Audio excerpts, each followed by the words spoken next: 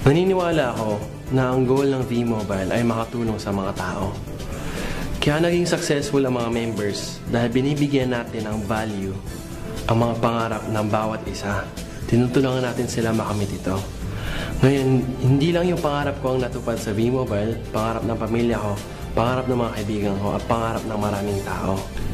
Sa tingin ko, yun yung pinakamasarap na feeling na habang kumikita ka, nakakatulong ka sa ibang tao. Meron kaming motto sa team natin, changing the country, one life at a time. Kasi hindi naman natin matutulungan kaagad lahat ng tao. Pero kung paisa-isa natin gagawin, makatulong tayo ng malaki sa bansa natin. We love the Philippines.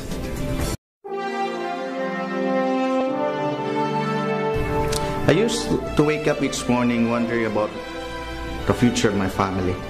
I keep on praying that I'll be able to give a better future for my family, a better life, yung comfortable in life, yung isang life na hindi ka nag-iisip when it comes to financial security and providing good opportunities for my family.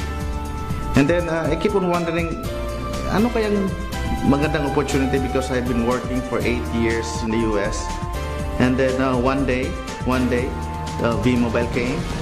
And tinignan ko yung possibilities, yung opportunities, and I said to myself, I think this is it. It made me believe to do V-Mobile because nakita ko yung possibilities and mga opportunities. Now, a few months later, hindi lang po life ko nag-change, kundi yung family ko din. And it started because I decided to believe. Tulad yung may pangarap din ako. In fact, my dreams are bigger than me. Literal. Dream ko magkaroon ng malaking sasakyan at naging blessed ako sa V-Mobile. Naabot ko ang pangarap ko. Pero di lang dapat may dream. Dapat meron ka rin choice. Kasi naman lahat tayo merong choice. A choice to go through a life just surviving or choose a life of great possibilities. At sa V-Mobile, ang pangarap ko naging posible. Madali lang talaga aralin ang negosyong to. Ito din ang negosyong halos di na kailangang ibenta kasi lahat ng tao ay naglo-load. Patok na patok sa mga Pilipino. Naalala ko pa na ako'y bago pa lang sa V-Mobile, I was so excited to learn about the business. But tulad ng lahat ng uri ng negosyo pinapasukan at pinagkakakitaan, dapat pinag-uukulan ito ng panahon upang aralin at alamin ang tamang konsepto ng negosyong to.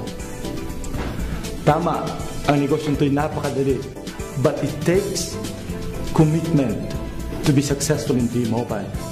Dapat committed ka sa anumang gusto mo ma-achieve sa buhay mo.